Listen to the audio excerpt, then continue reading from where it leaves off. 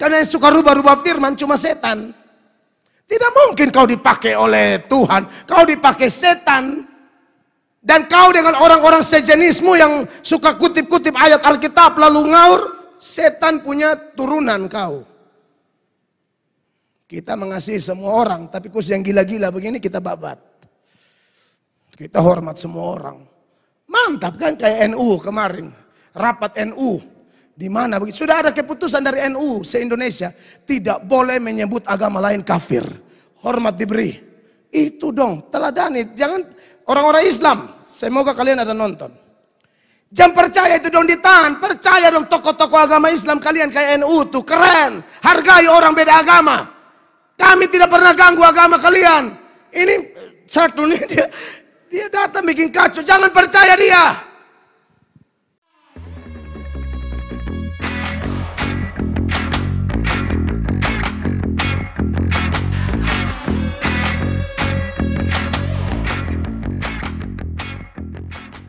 Kesesatan yang diulang-ulang, kepalsuan yang diulang-ulang, kebengkokan yang diulang-ulang. Orang bisa anggap, sudah biasa itu.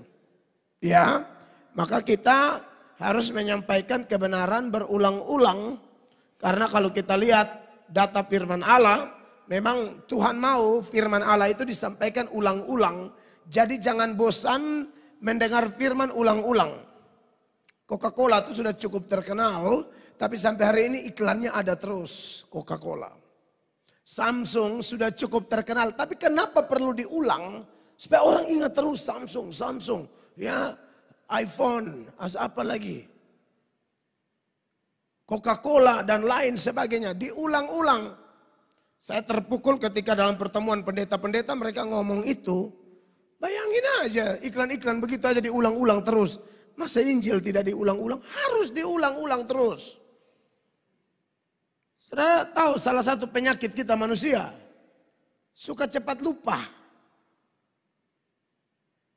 Adam dan Hawa, Tuhan berkasih ingat di Kejadian 2 ayat 16-17. Semua buah dalam taman ini boleh kau makan buahnya dengan bebas, tapi yang di tengah jangan. Masuk Kejadian 3 lupa. Itu waktu manusia belum terkontaminasi dosa. Maka dari itu sekalipun kita sudah dalam Kristus, kita harus mau dengar yang ulang-ulang-ulang. Karena banyak pembohong, penyesat di luar sana yang mengulang-ulang kesesatan mereka. Ya, ingat apa yang Tuhan katakan kepada Musa dalam Ulangan pasal 6, mulai ayatnya yang ke-6. Dikatakan demikian di sana. Apa yang kuperintahkan kepadamu pada hari ini haruslah engkau perhatikan. 7. Haruslah engkau mengajarkannya berulang-ulang kepada anak-anakmu dan membicarakannya apabila engkau duduk di rumahmu, apabila engkau sedang dalam perjalanan, apabila engkau berbaring dan apabila engkau bangun. Iya, harus disampaikan berulang-ulang. Jadi kenapa saya di rumah saya praktekkan ini. Tiap pagi itu saya bangun tanya anak saya, sudah baca Alkitab? Saya akan tanya terus. Saya tidak akan longgar satu hari pun tanya itu. Orang tua tolong pikir ini. Nanti anak sudah nakal, anak sudah jahat, anak sudah mulut kotor, sudah maki baru kita tampar dia lalu luka mulutnya, kasihan. Itu masalah rohani, tidak bisa diselesaikan dengan tampar. Makanya mesti omong ulang. Saya akan tanya terus, baca berapa pasal. Makanya yang kecil tadi pimpin choir sudah mau baca Alkitab semua 3 kali habis. Karena saya tanya terus, begitu. Ya, jadi Bapak Ibu ini tugas kita semua ya. Apalagi musuh salib begini banyak. Paulus ngomong begini dalam Filipi pasal 3. Mulai ayat 16 Paulus bilang begini kepada mereka. Tetapi baiklah tingkat pengertian yang telah kita capai, kita lanjutkan menurut jalan yang telah kita tempuh. Ayat 17. Saudara-saudara, ikutilah teladanku dan perhatikanlah mereka yang hidup sama seperti kami yang menjadi teladanmu. Iya, harus ikut terus teladan hamba Tuhan. Terus. Lalu Paulus bilang begini di 18. Karena seperti yang telah kerap kali kukatakan kepadamu dan kunyatakan pula sekarang sambil menangis, banyak orang yang hidup sebagai seteru salib Kristus. Iya, seperti yang kerap kali, artinya Paulus sering ngomong ini. Paulus selalu kasih ingat, penyesat itu ada. seteru salib Kristus itu ada. Jadi diulang-ulang, kerap kali aku ngomong. Kukatakan kepadamu, ini bukan 1-2 kali. Pendeta yang baik, pemimpin rohani yang baik, orang tua yang baik, memang harus omong terus. Karena setan juga kerja terus. Hamba Tuhan harus kerja terus. Menyatakan kebenaran. Ya. Nah, kita masih ada dalam seri khotbah Amanat Agung. The Great Commission Part 2. Amanat Agung bagian kedua. Dan saya harap ini akan terus mengingatkan kita, tanggung jawab kita sebagai orang Kristen yang sudah diselamatkan dalam kaitan dengan amanat agung Tuhan Yesus Kristus. Mari kita baca bersama Matius pasal 28, 19 dan 20, 1, 2 dan 3. Karena itu pergilah, jadikanlah semua bangsa muridku dan baptislah mereka dalam nama Bapa dan Anak dan Roh Kudus. 20. Dan ajarlah mereka melakukan segala sesuatu yang telah kuperintahkan kepadamu. Dan ketahuilah, aku menyertai kamu senantiasa sampai kepada akhir zaman. Ini adalah minggu kedua kita menyoroti tema ini di bawah Nats Matius 28 ayat 19-20. Di bagian yang pertama kita sudah menyoroti poin keharusan memberitakan Injil bagi saya dan saudara sebagai orang-orang percaya atau lebih istimewa disebut dengan warga kerajaan sorga yang masih menumpang di dunia. Ingat, ini bukan klaim kosong, ini bukan bermegah atas diri sendiri, ini bermegah atas keputusan Tuhan. Kita boleh bermegah karena kita warga kerajaan Allah yang masih menumpang di dunia ini. Kalau warga kerajaan Allah, maka dia berpikir tentang kerajaan Allah. Dia berpikir seperti Tuhan Yesus berpikir. Karena dalam Kolose pasal 3 ayatnya yang pertama, firman Allah berkata, karena itu kalau kamu dibangkitkan bersama-sama dengan Kristus, carilah perkara yang di atas. Di mana? Di mana Kristus ada duduk di sebelah kanan Allah. Salah satu yang Tuhan Yesus pikir sementara dia duduk di sebelah kanan Allah sekarang ini sampai kiamat nanti, dia pikir apa? Tugas yang aku berikan tuh anak-anakku jalankan atau tidak? Yang dia mau kita jalankan, karena sebelum dia naik ke sorga, setelah kematian, lalu dia bangkit, sebelum dia naik, dia kasih amanat ini. Dia monitor kita dari atas. Tuhan Yesus duduk itu untuk lihat mana gereja mana, anaknya yang mana, di bangsa mana, suku mana, benua mana, sinode mana yang betul-betul berpikir seperti dia berpikir. Makanya dikatakan carilah perkara yang di atas. Di mana? Di mana Kristus ada duduk di sebelah kanan Allah. Lalu ayat 2 dia bilang begini, pikirkanlah perkara yang di atas, bukan yang di bumi. Yang di atas pikirkan itu adalah jiwa diselamatkan. Injil diberitakan, jiwa diselamatkan. Dan hal yang paling bikin sorga bersuka cita adalah kalau satu orang bertobat, satu orang berdosa bertobat, sorga senang. Satu orang saja. Dan orang yang memberitakan Injil, kalau ada yang bertobat, sorga senang, dia juga senang. Sorga bersuka cita, dia juga bersuka cita. Dan ini sukacita mengalahkan sukacita karena kaya, sukacita karena macam-macam yang lahiriah. Tidak level, itu sukacita tidak level dengan sukacita rohani. Maka dari itu, Bapak Ibu jemaat yang diberkati oleh Tuhan Yesus, kita perlu melakukan yang terbaik sesuai kehendak Tuhan. Dan bagi yang tidak mengikuti seri khotbah yang pertama, saudara bisa nonton video terhitung 1 minggu yang lalu. Itu ada 3 kali ibadah, khotbah-khotbahnya seputaran itu ya. Dan itu poin pertama, saya tidak akan ulang terlalu banyak lagi. Poin kedua yang harus kita pikirkan, renungkan, dan kita terapkan dalam kehidupan kita masing-masing, yaitu tugas pemberitaan Injil itu tidak bisa dipisahkan dengan konflik dan penderitaan. Saya kalau ngomong konflik, ini dilatar belakangi oleh adanya pemikiran bahwa kita ini kan bawa damai itu, jangan cari hal. Betul. Kalau kita pergi cari hal, kita pengacau. Kita bukan troublemaker, kita harusnya menjadi peacemaker. Orang yang mengusahakan damai, itu arti dari peacemaker. Dan memang Tuhan mau begitu, itu yang disebut anak-anak Allah seturut Matius 5. Ayat 9, ayat itu berkata, berbahagialah orang yang membawa damai karena mereka akan disebut anak-anak Allah. Membawa damai, terjemahan Inggrisnya dia pakai kata peacemaker. Orang yang mengusahakan damai. Di bagian lain dia berkata, sedapat-dapatnya kalau hal itu bergantung padamu, hiduplah dalam perdamaian dengan semua orang. Karena memang syarat jadi pemberita Injil itu, yang pertama punya hubungan intim dengan Tuhan, yang kedua punya pengetahuan yang baik akan firman Allah, yang ketiga punya kesaksian yang baik, dan yang keempat punya hubungan baik dengan sesama. Ini syarat pemberita Injil. Tapi berkaitan dengan yang keempat, hubungan baik dengan sesama itu, saya perlu ingatkan, sesama yang mana? Sesama yang menerima damai yang kita bawa. Kalau sesama yang membenci sang Raja Damai, dia tidak akan terima damai versi sang Raja Damai. Damai versi Jehovah Shalom, dia tolak. Makanya setelah ayat 9 yang begitu luar biasa ini, lanjut ayat 10, sudah bawa damai, apa yang terjadi? Berbahagialah orang yang dianiaya oleh sebab kebenaran, karena merekalah yang empunya kerajaan sorga. Siapa yang dianiaya? Yang bawa damai tadi itu.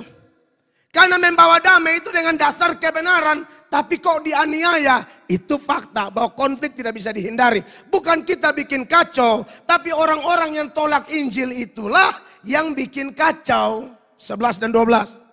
Berbahagialah kamu jika karena aku kamu dicela dan dianiaya. Dan kepadamu difitnahkan segala yang jahat. Bersukacita dan bergembiralah. Karena upahmu besar di sorga. Sebab demikian juga telah dianiaya nabi-nabi yang sebelum kamu. Sebab demikian juga telah dianiaya nabi-nabi yang sebelum kamu. Nabi-nabi semua itu bawa damai. Hanya serukan bertobat. Jangan sembah berhala. Jangan sembah Allah lain. Tolong kembali ke jalan Allah. Tapi karena mayoritas waktu itu dikuasai setan, apalagi petinggi-petingginya, pejabat-pejabatnya, raja-rajanya, karena merasa punya power, punya kedudukan, punya kuasa, punya harta, pangkat, koneksi, lalu bunuh ini nabi-nabi semua. Jadi ini bukan penderitaan baru dari nabi-nabi. Bawa damai, bawa kebenaran, dianiaya. Makanya buat orang yang diselamatkan, kita ini pembawa keharuman. Tapi buat orang yang dibinasakan, oh kita ini penjahat semua kalau Anda mau bawa kebenaran. Makanya konflik itu tidak bisa dihindari Bapak Ibu jemaat. Tidak bisa. Bukan kita bikin masalah. Orang yang tolak yang bikin masalah, lalu mereka tuduh kita bikin masalah. Saya contohkan apa yang dialami oleh Rasul Paulus dalam Kisah Para Rasul pasal 24, ayatnya yang kelima. Ayat itu berkata apa? Telah nyata kepada kami bahwa orang ini adalah penyakit sampar. Seorang yang menimbulkan kekacauan di antara semua orang Yahudi di seluruh dunia yang beradab. Dan bahwa ia adalah seorang tokoh dari sekte orang Nasrani. Mereka tuduh Paulus apa? Penyakit sampar. Dia pakai kata Yunani loimon.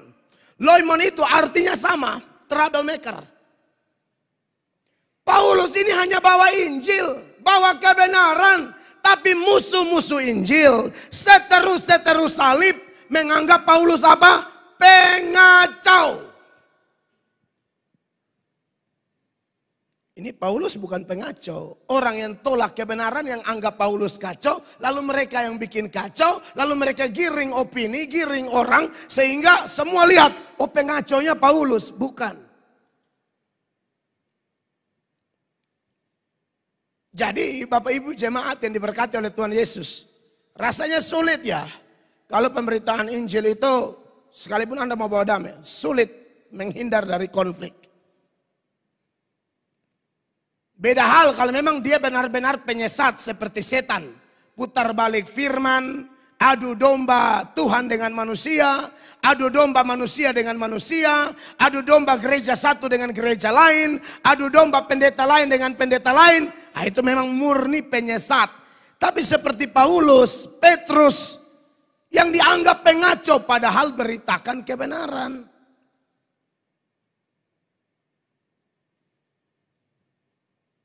Tuhan Yesus mau supaya semua anak-anak Tuhan paham akan hal ini. Ya.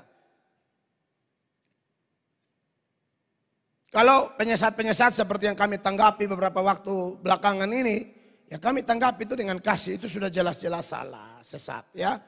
Lalu mereka bukannya bertobat, lalu datang kepada Tuhan Yesus, lalu menyerahkan diri supaya Tuhan Yesus pulihkan dan Tuhan Yesus pakai lagi, tapi justru cari pembelaan dari manusia. Seperti TikTok saya terbaru, saya tanggapi ketika Brian Siawarta, penganut Kristen progresif itu, bukannya bertobat dari kesesatan-kesesatannya, dan kesesatannya sudah begitu jelas. Dia bilang ada jalan lain, tidak usah percaya Yesus. Pokoknya ada baik, ada kasih, sedikit selamat. Dia datanglah kepada Romo, nama Romo Aan. Lalu minta pembelaan, Romo Aan arahkan dia. Dan kelihatannya dia dengan Romo Aan ini satu frekuensi. Harusnya kalau kita sudah bengkok, jangan cari yang satu frekuensi. Nanti kita tidak akan keluar dari kebengkokan itu. Jangan yang satu, nanti sama. Dia akan nasihat kau supaya tetap di situ. Saudara mau keluar dari mabok, di kumpulan pemabok susah. Lama-lama Anda ulang lagi. Satu frekuensi. Lihat, dia datang kepada Romo Aan. Ini bukan serang Katolik ya. Ini hanya karena bagaimanapun kita punya kakak itu Katolik. Tidak bisa tidak. Protestan lahir dari Katolik. Maksudnya munculnya dari sana. Tak terbantahkan, apalagi sudah omong gereja. Lihat apa yang Brian lakukan, minta pembelaan dari Romo Aan. Dan Romo Aan bilang apa? Bersama Romo Aan. Romo, aku punya pertanyaan. Katanya aku sesat nih Romo. Karena aku bilang bahwa keselamatan ada di luar agama Kristen. Gimana? Menurut gereja Katolik justru keselamatan itu sekarang sudah ada di luar gereja. Sejak Konsili Vatikan kedua. Karena apa? Setiap orang, siapapun agamanya, siapapun orangnya, ketika itu dia punya kasih, punya pengampunan, lalu membawa damai dalam hidupnya, itulah keselamatan yang diajarkan oleh Tuhan kita, Yesus Kristus. Itu Romo Aan doang atau semua Katolik? Itu gereja Katolik. Gereja Katolik? Gereja Katolik. Aku salah server ya Romo ya? Masuk ya? Ternyata aku tidak sesat di sini.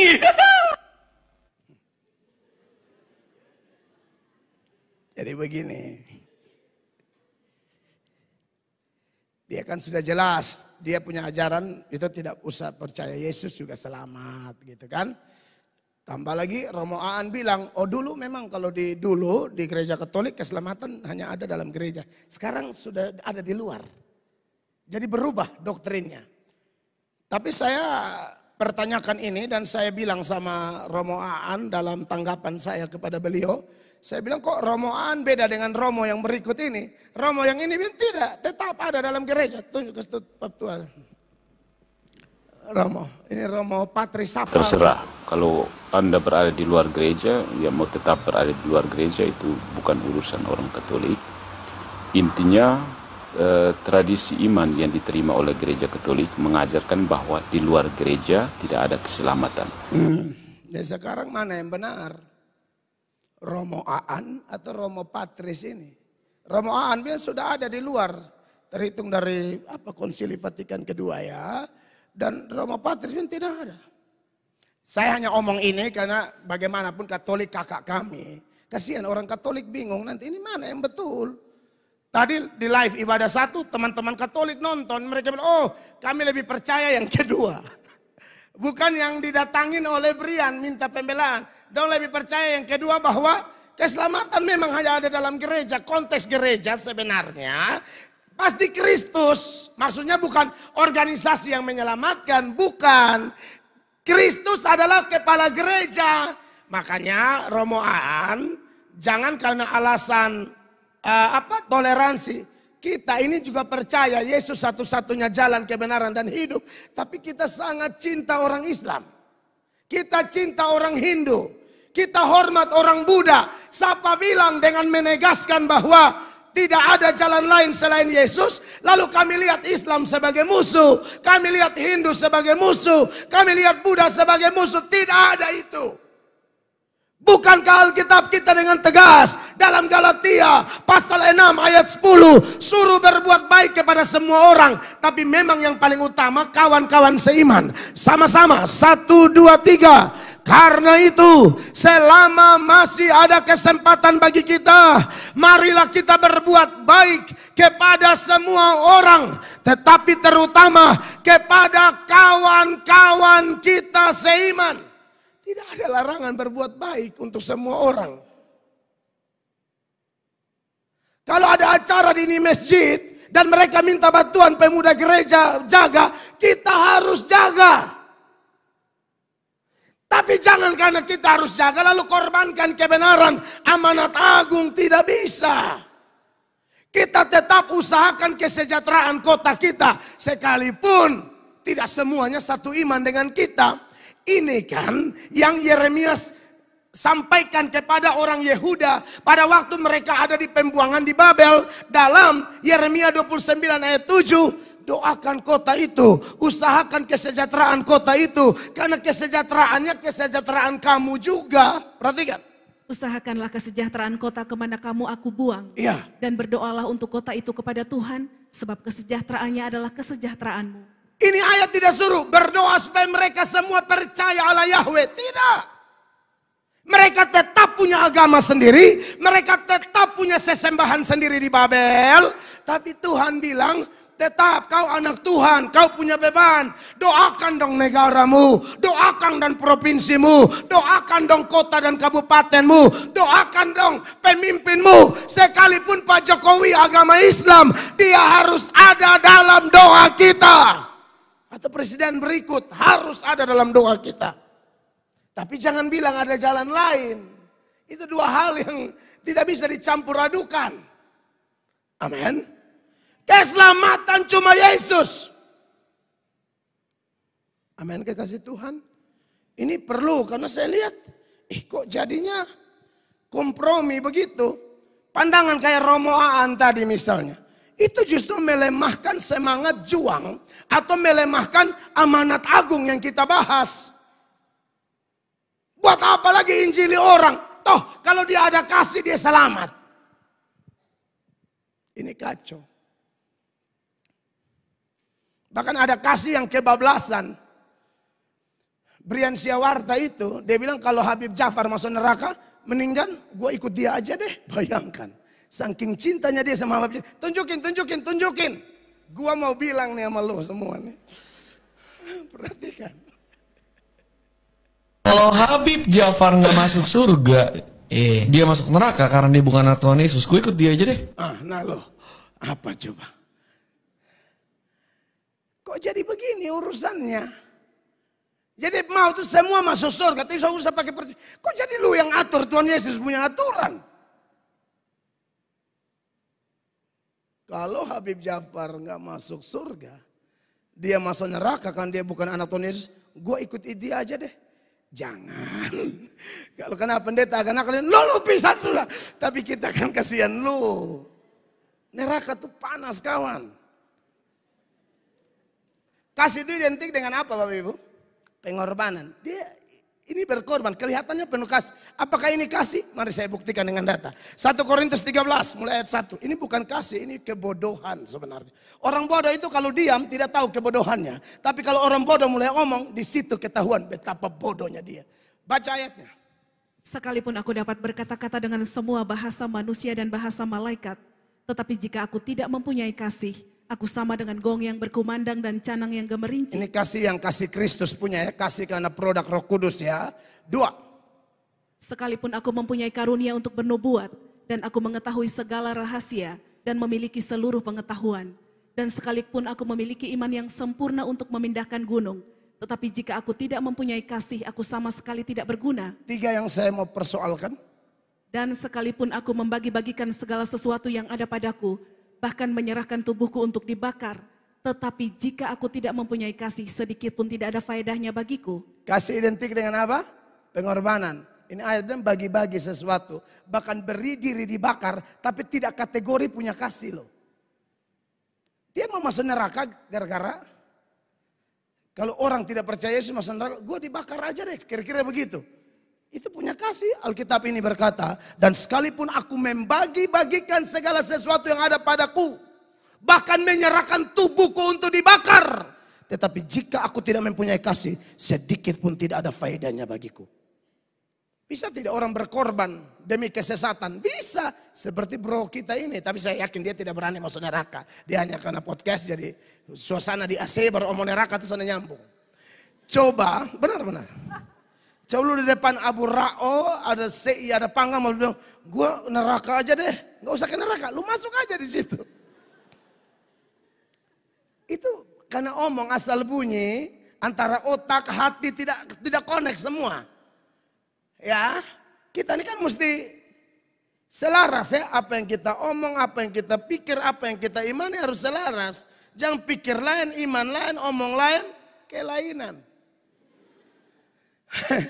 Maka dari itu, saudara-saudara yang diberkati oleh Tuhan Yesus, saya tidak mau dengan adanya video-video, bahkan tokoh-tokoh agama yang mengaku pendeta lah, inilah, itulah, ngomong sesuatu yang melemahkan, kita harus tolak. Karena di akhir khotbah minggu lalu itu, di akhir poin pertama, saya menunjukkan referensi ayat yaitu Filipi 1 ayat 27 yang menekankan tentang kita harus berjuang untuk Injil, saudara-saudara. Perhatikan ayatnya. Hanya hendaklah hidupmu berpadanan dengan Injil Kristus, supaya apabila aku datang aku melihat, dan apabila aku tidak datang aku mendengar, bahwa kamu teguh berdiri dalam satu roh, dan sehati sejiwa berjuang untuk iman yang timbul dari berita Injil. Garis bawahi, berjuang untuk iman yang timbul dari berita Injil. Jadi kita tuh harus berjuang dalam sebuah pemberitaan, apalagi itu Injil, itu sebenarnya adalah peperangan rohani. Kristen tidak boleh menjadi agama atau pemeluk agama yang santai-santai. Contoh yang santai-santai apa? Suka bolos ibadah. Contoh yang santai-santai apa? Suka bolos saat teduh. Contoh yang santai-santai apa? Malas untuk melakukan pelayanan. Itu Kristen santai. Padahal kita diminta berjuang.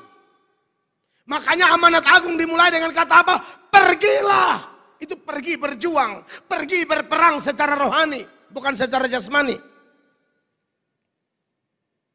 Dan senjata dalam peperangan rohani salah satunya adalah berkasutkan kerelaan memberitakan Injil. Makanya di ayat 14 dari Efesus 6 dan 15 dia bilang begini. Efesus 6 ayat 14. Jadi berdirilah tegap, berikat pinggangkan kebenaran dan berbaju sirahkan keadilan. 15. Kakimu berkasutkan kerelaan untuk memberitakan Injil damai sejahtera. Kakimu berkasutkan kerelaan memberitakan Injil damai sejahtera. Terjemahan Inggrisnya bilang kesiapan. Memberitakan, selalu siap. Minggu lalu itu saya sudah sampaikan banyak hal seputaran keharusan itu. Nah, saudara, minggu ini kita diingatkan kalau Tuhan bilang pergi, itu hanya mungkin dimengerti dan dilakukan oleh mereka yang sudah datang pada Yesus. Tidak mungkin tahu-tahu kita pergi tapi kita belum datang kepada Yesus. Matius 4 ayat 19, Tuhan Yesus bilang sama murid-murid, Yesus berkata kepada mereka, mari ikutlah aku dan kamu akan kujadikan penjala manusia. Bagaimana supaya bisa menjala manusia, menjangkau jiwa, menarik orang kepada Kristus, harus ikut aku. Dan kalau kita gali lebih dalam, kenapa orang bisa ikut atau datang kepada Yesus dan kemudian diutus? Karena kita sudah dipilih sebelum dunia dijadikan. Makanya Yohanes 6 ayat 37, Tuhan Yesus bilang begini, semua yang diberikan Bapa kepadaku akan datang kepadaku, dan barang siapa datang kepadaku, ia tidak akan kubuang. Jadi saudara yang kemudian diminta untuk melayani seperti rasul-rasul, para nabi dan kita semua, kita ini orang-orang yang diberikan Bapa kepada Yesus. Otomatis akan datang kepada Yesus. Dan kalau sudah datang kepada Tuhan Yesus, Tuhan Yesus tidak peduli masa lalu kita mau ancur, jungkir balik, kotor, kayak tidak ada urusan. Pokoknya asal datang, kita menjadi ciptaan baru. Yang lama sudah berlalu, sesungguhnya yang baru sudah datang. Tidak peduli masa lalu orang. Tidak peduli. Kita kumpul di sini untuk dibersihkan Tuhan, bukan kumpul di sini untuk lihat orang masa lalu. No. Semua ada masa lalu. Semua ada, kalau ingat masa lalu supaya rendah hati, bagus. Ya, kalau kita sendiri, ada saatnya kita perlu melupakan masa lalu, ada saatnya kita tidak boleh lupa. Melupakan masa lalu dalam artian jangan ulang lagi. Itu pengertian ayat itu. Tapi kalau kita merenung masa lalu supaya tahu dari mana kita diambil, dari mana kita dibawa oleh Tuhan, itu membuat kita rendah hati, tapi di sisi lain tambah semangat berjuang untuk Injil. Makanya saya sering sampaikan kaitan dengan Maria Magdalena. Kenapa dia begitu habis-habisan? Di salib Yesus dia ada, di kubur Yesus dia ada. Dia orang pertama yang pergi pada hari kebangkitan. Bahkan dia orang pertama yang melihat Yesus yang telah bangkit. Bahkan ketika dia pikir Yesus adalah penjaga taman, dia bilang, di mana itu jenazah Tuanku kau baringkan? Saya mau gendong. Kata saya mau gendong, itu menuturkan cinta tidak kenal beban. Yesus punya jenazah saja sebelum dibalsam saja sudah beratnya luar biasa. Apalagi dibalsam pasti lebih berat. Tapi Maria bilang, di mana? Saya mau gendong. Cinta tidak kenal beban. Kalau orang cinta Yesus, oh dia tidak kenal beban. Yakub cinta Rahel begitu macam, makanya mau kerja 7 tahun pun Yakub lagi kecil. Dia rasa sama kayak berapa hari. Kenapa? Cinta. Makanya Kejadian 29 ayat 20. Lihat, om aku cinta tante Rahel. Jadi bekerjalah Yakub 7 tahun lamanya untuk mendapat Rahel itu. Ya. Tetapi yang 7 tahun itu dianggapnya seperti beberapa hari saja. Karena cintanya kepada Rahel. Yang 7 tahun itu demi cintanya kepada Rahel. Dia anggap kayak 1 minggu, 2 minggu, 1 hari, 2 hari. Karena apa? Cinta. Maka statement itu benar. Cinta tidak kenal beban.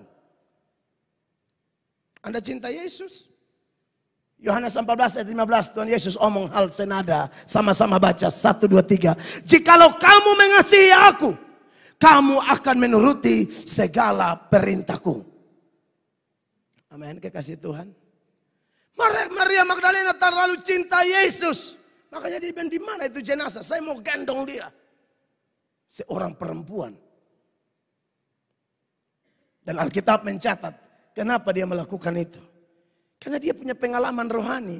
Dilepaskan dari 7 roh jahat. Makanya saya bilang perlu ingat masa lalu dengan alasan ini. Dari mana? Kayak melatok begini. Kenapa tambah semangat? Aduh, saya tidak bisa bayangkan lagi. Kalau Tuhan tidak ambil saya dari sampah. Tuhan tidak ambil saya dari jalan raya. Tuhan tidak ambil saya dari tahanan. Saya tidak tahu nasib saya. Maka tidak ada alasan main-main dengan Tuhan. Tidak ada alasan jaga-jaga perasaan orang. Tidak ada alasan kompromi-kompromi. Ya di atas ya, tidak di atas tidak. Apa yang lebih daripada itu berasal dari si jahat. Tidak boleh ada di area abu-abu. Maria Magdalena dibebaskan dari 7 roh jahat. Saya dan Bapak Ibu mungkin tidak 7 roh jahat. Tapi ingat, kita dibebaskan dari neraka. Kita dibebaskan dari neraka. Kita tidak mungkin masuk neraka, Bapak Ibu. Roma pasal 8 ayat 1. 1, 2, 3. Demikianlah sekarang tidak ada penghukuman bagi mereka yang ada di dalam Kristus Yesus. Tidak, kita tidak mungkin masuk neraka.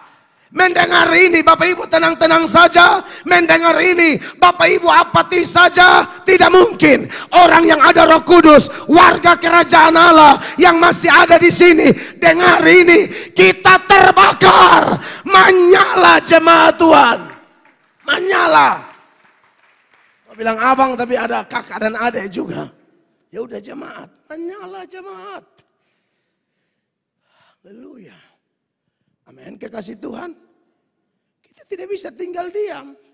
Walaupun konsekuensi dalam pemberitaan sesuai poin kedua, konflik tidak bisa dihindari. Tidak bisa dihindari. Penderitaan tidak bisa dihindari. Mungkin beberapa jemaat kondisi lagi nyaman-nyaman saja. Datang poin ini. Saudara punya kondisi lagi bagus. Ekonomi lagi bagus. Rumah tangga lagi bagus. Kerjaan lagi bagus. Keuangan ya puji Tuhan relatif stabil.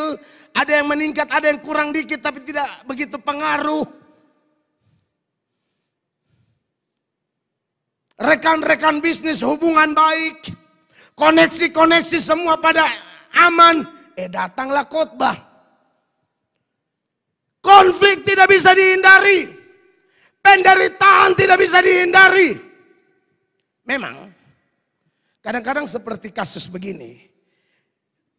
Tidak mungkin jadi penjala kalau tidak ikut. Pas ikut dituntun. Waktu dituntun diarahin. Ada arahan-arahan Tuhan itu. Yang dari firman Tuhan tentunya. Kok tidak nyambung ya?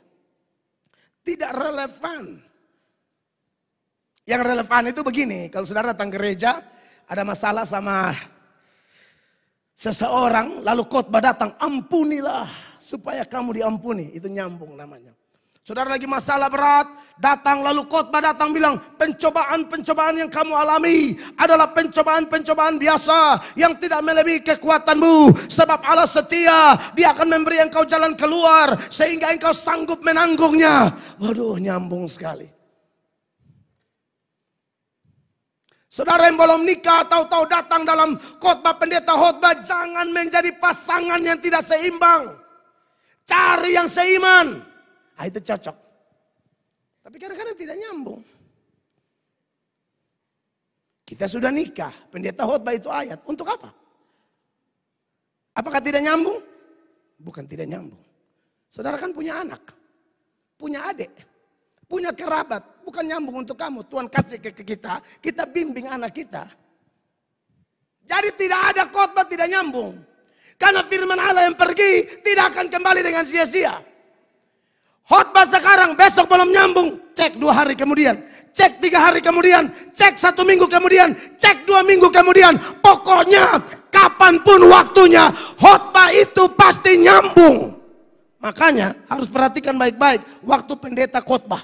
Supaya pas nyambung tidak kaget. Mereka lagi dalam zona nyaman nih. Rasul-rasul dipanggil untuk jadi penjala manusia. Lagi zona nyaman. Tahu-tahu Tuhan Yesus bilang begini. Nanti kamu akan ditangkap ya. Kamu akan dibawa ke pengadilan, penjara-penjara. Aduh macam-macam. Tapi jangan takut. Nanti saya bela kamu. Kamu tidak usah pikir apa yang kau omong. Nanti Roh Kudus bantu kau. Kita lihat data ini sebagai pembanding. Ada banyak. Cuma saya pilih salah satu. Lukas 21 ayat 12. Perhatikan. Tetapi sebelum semuanya itu kamu akan ditangkap dan dianiaya. Kamu akan ditangkap dan dianiaya. Kamu akan diserahkan ke rumah-rumah ibadat dan penjara-penjara. Rumah-rumah ibadat, penjara-penjara. Dan kamu akan dihadapkan kepada raja-raja dan penguasa-penguasa oleh karena namaku. Iya, dia akan diperhadapkan di sidang. Tapi Tuhan Yesus bilang, kalaupun ada terjadi, tenang. Itu kesempatan. Wow, Tuhan itu luar biasa ya. Bisa dalam sulit, itu kesempatan Allah dimuliakan. Itu kesempatan kita bersaksi. 13, 1, 2, 3. Hal itu akan menjadi kesempatan bagimu untuk bersaksi. Tidak ada ayat bilang, kalau kau ya ada kena begitu di penjara, itu kesempatan bagimu merenung, meraung, meratap, menangisi diri. No, itu kesempatan bersaksi. Bahwa Tuhanmu hidup, Tuhanmu hebat, Dia sudah mati dan Dia bangkit. Dan Dia satu-satunya jalan, kebenaran dan hidup. Itu kesempatan bersaksi, bukan kesempatan mengasihani diri. Dan Tuhan bilang tenang, kamu tak usah terlalu repot-repot, saya bantu kau nanti omong apa. 14. Sebab itu tetapkanlah di dalam hatimu, supaya kamu jangan memikirkan lebih dahulu pembelaanmu. 15. Sebab aku sendiri akan memberikan kepadamu kata-kata hikmat. Sehingga kamu tidak dapat ditentang atau dibantah lawan-lawanmu. Ini bukan berarti tidak usah belajar, bukan ya. Petrus dan kawan-kawan kuliah 3 tahun. Langsung dibawa bimbingan dosen di atas segala dosen.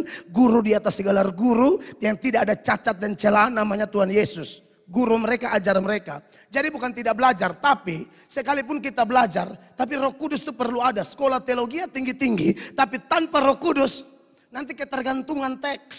Sorry, saya mesti ngomong. Kalau ada Roh Kudus bilang kau belajar saja, nanti saya ramu apa yang kau belajar itu, lalu saya tuangkan, saya berangkan sesuai kebutuhan jemaat, dan lebih penting sesuai kepentingan Tuhan. Supaya jangan salah mengerti, pikir tidak boleh sekolah. Menurut saya sekarang sekolah itu penting, apalagi teologi ya. Tapi bagaimanapun Roh Kudus nomor 1. Sekolah tinggi-tinggi tanpa kepekaan dan tuntunan Roh Kudus, nol besar. Hanya omong-omong, saya sekarang di internet, khotbah banyak, copy paste, baca ulang saya sudah jadi. Tinggal bermain di intonasi. Tapi masalahnya, ini pekerjaan Tuhan. Makanya kenapa sebelum pergi sebarkan Injil, Tuhan Yesus bilang tunggu di Yerusalem. Sampai Roh Kudus turun atas kamu. Itu nomor 1. Kalau tidak kau omong-omong apa tanpa Roh Kudus. Tidak ada kuasa kata-katamu. Jadi Bapak Ibu jemaat yang diberkati oleh Tuhan Yesus Kristus. Lalu ini tergenapi tidak? Setelah omong belum tergenapi. Berapa bulan kemudian sampai Yesus sudah mati, bangkit, naik ke sorga. Bahkan hari Pentakosta masih cenderung aman lah. 1 kali khotbah 3.000 orang bertobat. Tidak ada masalah. Tambah persekutuan gereja bangkit, gereja lahir. Fellowship, persekutuan. Ya saling memiliki satu dengan yang lain. Begitu indah. Kok belum nyambung khotbah ini. Tapi nanti masuk pasal 3 mulai. Pasal 4 mulai. Gara-gara sembuhkan orang sakit. Mereka ditangkap. Pasal 4 ayat 1 Kisah Para Rasul. Perhatikan. Ketika Petrus dan Yohanes sedang berbicara kepada orang banyak, mereka tiba-tiba didatangi imam-imam dan kepala pengawal bait Allah serta orang-orang Saduki. Di sini konflik mulai terjadi Bapak Ibu. Makanya saya bilang pemberitaan tanpa konflik itu omong kosong. Jadi saudara mau semua orang suka kita? Tidak mungkin. Ada anak kerajaan sorga, ada anak kerajaan neraka. Jadi anak kerajaan sorga ini diserang oleh anak-anak kerajaan neraka ini. Tidak mungkin tidak. Tuhan sudah siap di sana setelah mati. Nanti ada neraka, ada sorga. Dia punya anak-anak dong ada di bumi sekarang. Kelihatan dari perilakunya. Kelihatan dari responnya kepada Injil. Kalau yang respon Injil, itulah anak-anak kerajaan sorga. Yang serang kita, maki kita, tolak kita, bahkan mau aniaya kita. Itulah anak-anak kerajaan setan. Walaupun mereka tokoh agama, bisa kerajaan setan. Kan banyak pendeta sekarang menyesatkan orang di media sosial. Atau di mana-mana. Tapi dasarnya kalau orang sudah cinta pendeta, dia tidak peduli firman. Jemaat di sini tolong jangan begitu ya. Saya dalam nama Yesus minta jangan begitu ya. Kalau saya salah tegur saya. WA saya, telepon saya. Itu berarti nama jemaat baik. Jangan bilang. Nanti pada bab Tuhan tanggung dan Tuhan. Saudara kan jemaat. Saya ini kan tidak bisa lihat selumbar di mata saya. Harus ada orang bantu lihat. Apalagi ajaran ya. Perilaku juga tolong dikritisi. Kalau saudara mau gereja ini maju, jangan sayang membabi buta pendetamu. Kalau saya lihat banyak gereja sayang pendetanya membabi buta. Sudah tahu pendetanya selingkuh, dibela-belain pendetanya. Waduh, saya pikir ini kacau gereja begini. Jangan, di sini tolong dalam nama Tuhan Yesus. Saya tidak mau cari kemuliaan diri. Jangan. Tegur, kalau saya melawan lapor ke sinode, surat skors pasti turun. Saya tidak boleh khotbah lagi. Saya hanya boleh duduk dan dengar sesuai masa skors. Itu baru gereja. Saya cinta sinode ini. Sinode ini tidak main-main. Ini bukan milik Mbak Isaiah Kefa. Ini dari Amerika ini gereja. Dimulai dari Azusa Street di LA. Tahun 1900-an awal.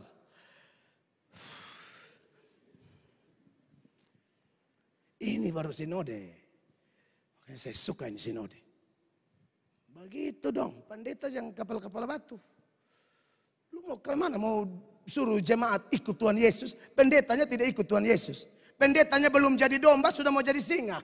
Ya ampun, capek deh. Kalau mau jadi singa di mimbar, jadi domba dulu dong. Singa dalam artian bukan gigi satu-satu, tapi khotbah kebenaran secara belak-belakan, tegas, no compromise. Like that. You know what I mean?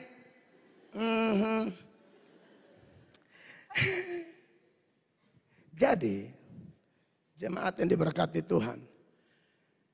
Orang-orang Orang mulai datang, mereka mengamuk, mereka marah. 2, anak setan memang begitu. Orang-orang itu sangat marah karena mereka mengajar orang banyak dan memberitakan bahwa dalam nama Yesus ada kebangkitan dari antara orang mati. Orang yang marah pemberitaan Injil pasti anak-anak setan. 3. Mereka ditangkap dan diserahkan ke dalam tahanan sampai keesokan harinya karena hari telah malam. Perkataan Yesus tentang penjara mulai tergenapi. Masa penjara? Tadi belum relevan, akan relevan. Jadi poin khotbah saya ini, saudara dengar baik-baik, akan relevan. Jangan bilang tidak nyambung. Ketika bang masalah lain, Pai Tua omong lain. Bukan Pai Tua omong lain, Tuhan suruh omong.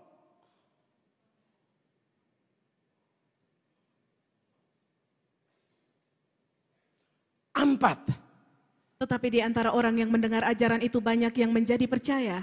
Sehingga jumlah mereka menjadi kira-kira 5.000 orang laki-laki. Dari 3.000 naik 5.000. Cuma laki-laki, belum catat perempuan dan anak-anak. Jangan takut. Di balik konflik tetap ada hasil penginjilan.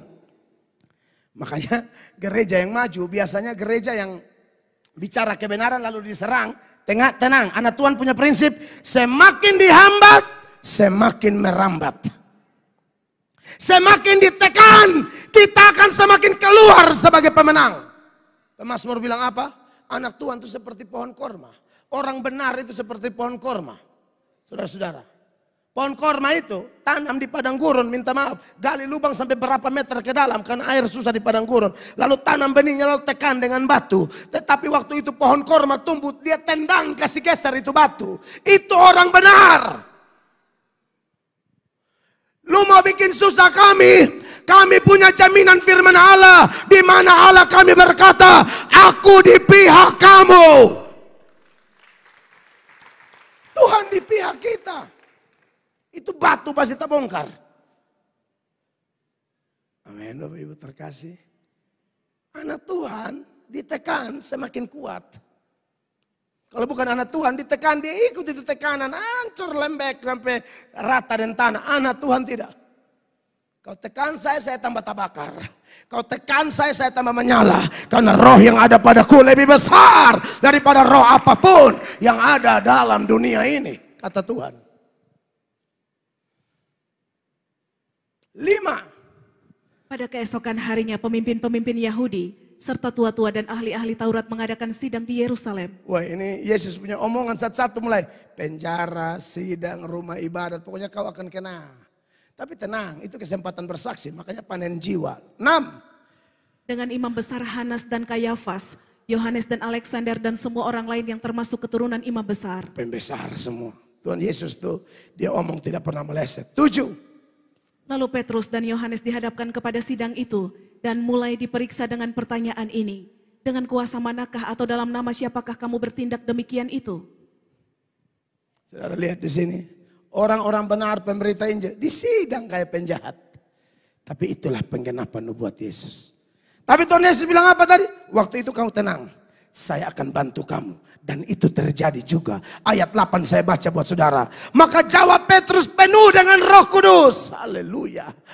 Hai pemimpin-pemimpin umat dan tua-tua 9. Jika kami sekarang harus diperiksa karena suatu kebajikan kepada seorang sakit dan harus menerangkan dengan kuasa manakah orang itu disembuhkan, maka ketahuilah oleh kamu sekalian dan oleh seluruh umat Israel.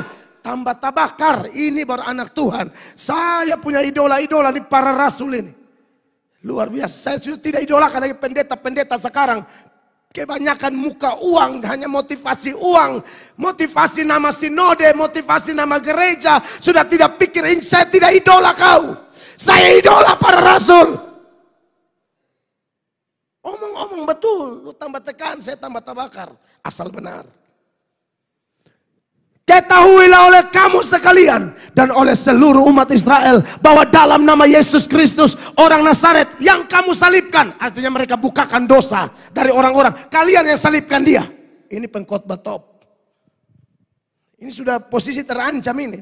Tapi karena percaya bahwa nubuatan Yesus sedang tergenapi, Tuhan bilang hantam. Hantam. Apa? Tuhan yang suruh hantam, kok takutin manusia?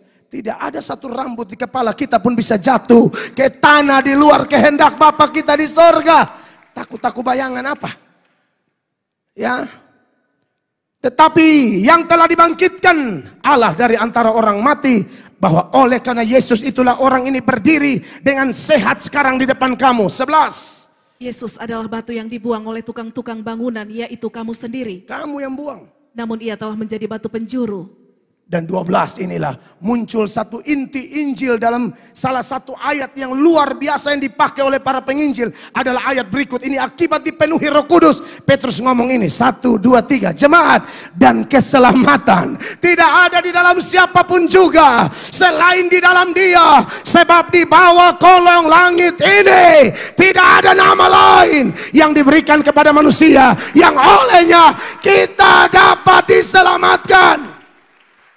Bapak Ibu, jangan gara-gara khotbah model begini lalu ada yang tuduh Petrus arogan. Karena Petrus omong ini di depan orang beda agama, di depan pembenci-pembenci Yesus, supaya saudara tahu.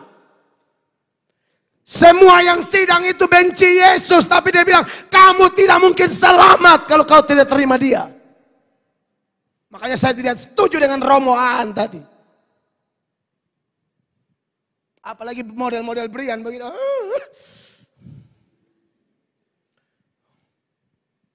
Tidak akan setuju.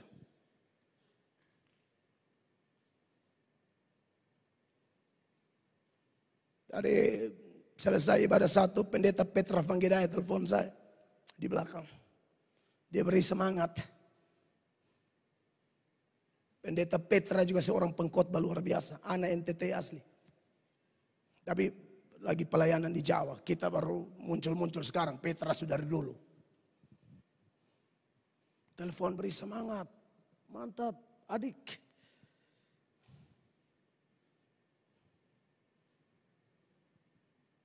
Dan kita tidak melihat pelayanan sebagai kompetisi, pelayanan itu saling membangun.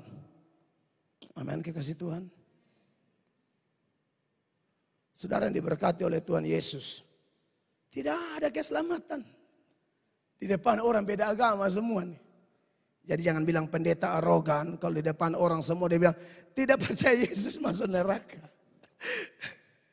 Memang sering tidak diundang sih, blacklist. Saya karena saking idola Petrus, Paulus, terutama Tuhan Yesus. Jadi saya sering omong begitu dan memang tidak laku.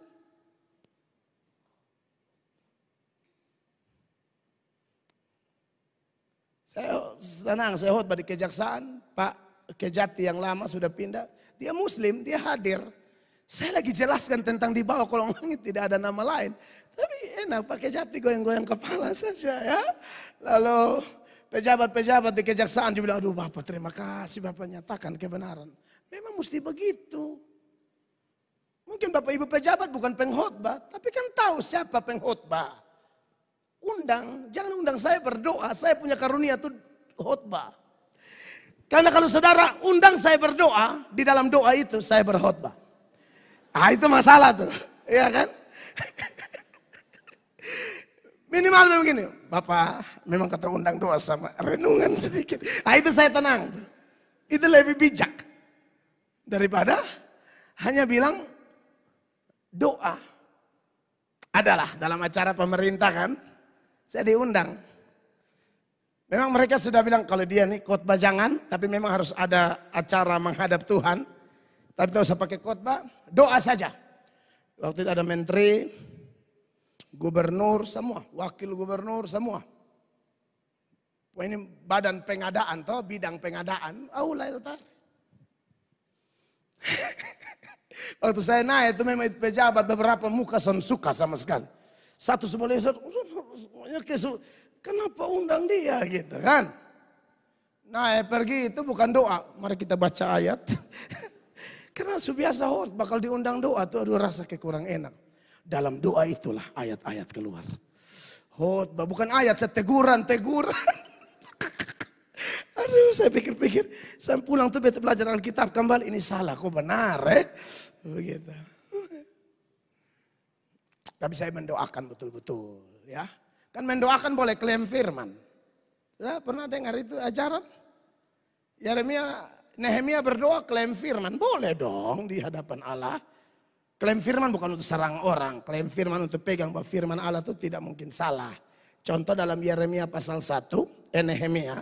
Pasal 1 kan di ayat 4 kan dia berdoa. Ketika ku dengar berita ini, duduklah aku menangis dan berkabung selama beberapa hari. Aku berpuasa dan berdoa ke hadirat Allah semesta langit. Lalu sepanjang doanya itu lompat langsung ayat 8, dia klaim firman. Ingatlah akan firman yang kau pesan kepada Musa hambamu itu. Ya. Yakni bila kamu berubah setia, kamu akan kucerai beraikan di antara bangsa-bangsa. Ya, itu sebagai contoh. Jadi doa klaim firman itu boleh. Tuhan, engkau yang berfirman, kalau hamba mencari dahulu kerajaan Allah dan kebenarannya, engkau akan menambahkan segala sesuatu. Hamba percaya firman-mu, ya dan amin Tuhan. Hamba ada masalah berat, sekarang banyak orang tidak suka hamba. Tapi hamba percaya Roma 8 ayat 28. Engkau turut bekerja dalam segala hal untuk mendatangkan kebaikan bagiku. Karena aku terpanggil sesuai rencanamu. Boleh.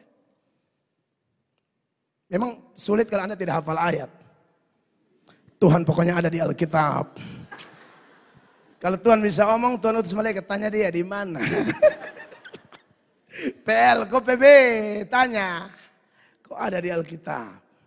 Tidak usah omong ayat di hadapan Allah. Ini kan Nehemia tidak omong ayat. Intinya dia pun apa tuh saudara ngerti, saudara sudah doa boleh klaim kembali, boleh. Nah, Bapak Ibu yang diberkati oleh Tuhan Yesus Kristus. Jadi akhirnya Petrus itu mengagetkan semua orang dengan kisah para Rasul 4 ayat 12 itu. Ya, bahwa keselamatan tidak ada di dalam siapapun. Tapi yang lebih mengagetkan juga ayat 13-nya. Dikatakan apa?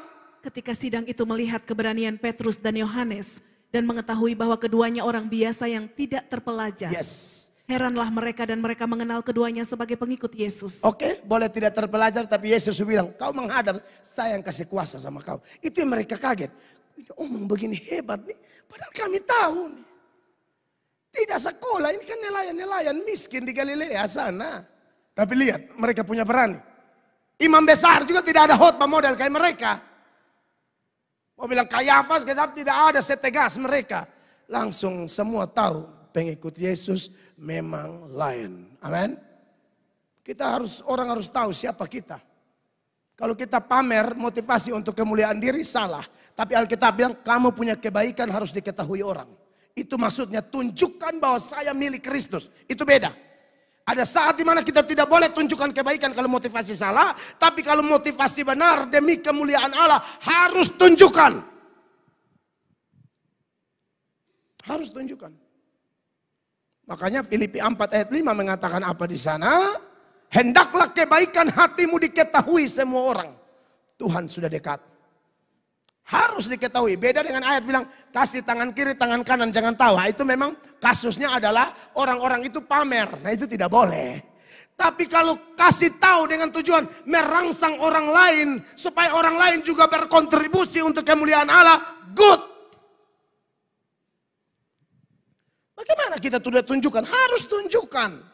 Karena orang memuliakan Allah saat kita punya terang bercahaya. Baca itu Matius 5 ayat 16. Perhatikan Bapak Ibu. Matius 5 ayat 16. Demikianlah hendaknya terangmu bercahaya di depan orang. Di depan orang. Supaya mereka melihat perbuatanmu yang baik dan memuliakan Bapamu yang di sorga. Supaya mereka lihat kebaikanmu, kontribusimu, kesaksianmu, khotbahmu. Makanya kenapa ada sosial media begini. Biar Injil tersebar luas. Demi kepentingan Tuhan. Mantap.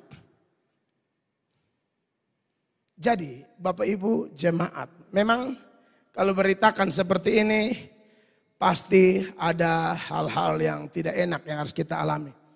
Seperti Paulus, Paulus dibelenggu luar biasa hanya gara-gara Injil. Karena memang dari awal juga Tuhan sudah bukakan kepada Paulus bahwa lu akan kena masalah. Misalnya di dalam Kisah Para Rasul pasal 20 ya. Kisah pasal 20 ayat yang ke-21, Rasul Paulus sudah dibukakan oleh Roh Kudus. Pokoknya kau kemana-mana, penjara tunggu kau, sengsara tunggu kau. Perhatikan. Aku senantiasa bersaksi kepada orang-orang Yahudi dan orang-orang Yunani, supaya mereka bertobat kepada Allah dan percaya kepada Tuhan kita Yesus Kristus. Amin. 22. Tetapi sekarang sebagai tawanan roh aku pergi ke Yerusalem, dan aku tidak tahu apa yang akan terjadi atas diriku di situ. 23. Selain daripada yang dinyatakan Roh Kudus dari kota ke kota kepadaku, bahwa penjara dan sengsara menunggu aku. Dan 24 sama-sama, 1, 2, 3. Tetapi aku tidak menghiraukan nyawaku sedikit pun, asal saja aku dapat mencapai garis akhir dan menyelesaikan pelayanan yang ditugaskan oleh Tuhan Yesus kepadaku untuk memberi kesaksian tentang Injil kasih karunia Allah. Paulus hantam itu penyesat-penyesat di mana-mana. Ya, dan konsekuensinya ya dia harus menderita, tapi tidak apa-apa. Harus babat.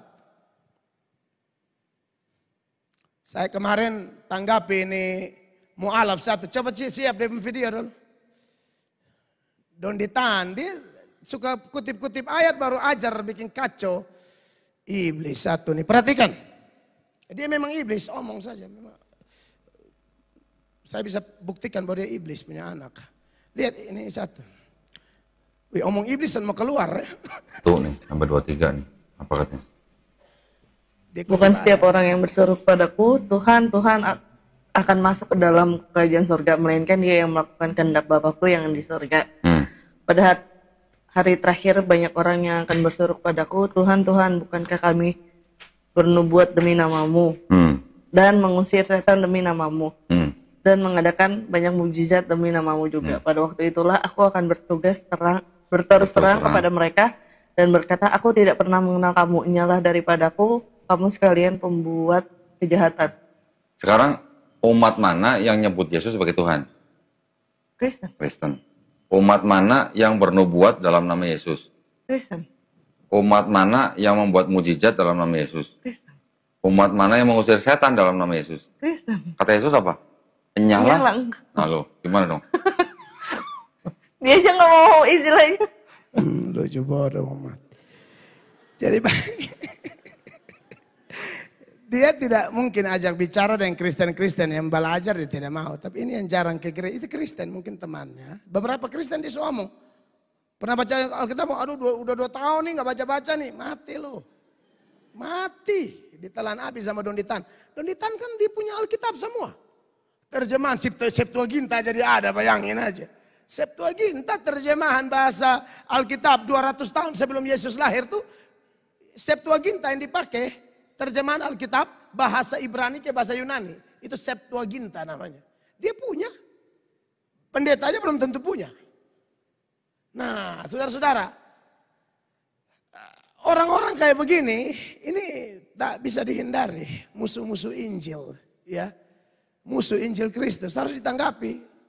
Itu ayat bilang orang berseru kepada Tuhan, Tuhan, ujung-ujung Tuhan usir mereka. Nah dia tanya, siapa umat mana yang memanggil Yesus Tuhan? Kristen. Umat mana yang buat mujizat dalam nama Yesus? Kristen. Umat mana yang bernubuat dalam nama Yesus? Kristen. Umat mana yang bikin mujizat dalam nama Yesus? Kristen. Kata Yesus apa? Nyalah, nah lo. Itu ayat bukan arti itu. Matius 7 ayat 21 sampai 23 bukan untuk Kristen sejati. Itu ayat untuk nabi palsu. Lihat ayat 15-nya, itu konteks lengkap. Ini orang-orang yang sedang Yesus usir, bukan anak-anaknya. Enak aja loh. Lo yang benar aja loh. 7:15. Waspadalah terhadap nabi-nabi palsu yang datang kepadamu dengan menyamar seperti domba. Tetapi sesungguhnya mereka adalah serigala yang buas. Mereka ini memang orang-orang palsu. Lalu lanjut terus. Saudara lihat perikopnya itu sampai 23 itu. Kalau anak Tuhan Yesus tidak mungkin terhilang. Justru syarat kita masuk surga, saya sudah khotbah di Paskah, harus mengaku Yesus Tuhan. Roma 10 ayat 9. 1, 2, 3. Sebab jika kamu mengaku dengan mulutmu bahwa Yesus adalah Tuhan dan percaya dalam hatimu bahwa Allah telah membangkitkan dia dari antara orang mati, maka kamu akan diselamatkan. Tepuk tangan. Jangan percaya ajaran bodoh dari anak setan nama Don Ditan. Yang setan-setan begini harus omong terang benderang supaya anak-anak kita tahu.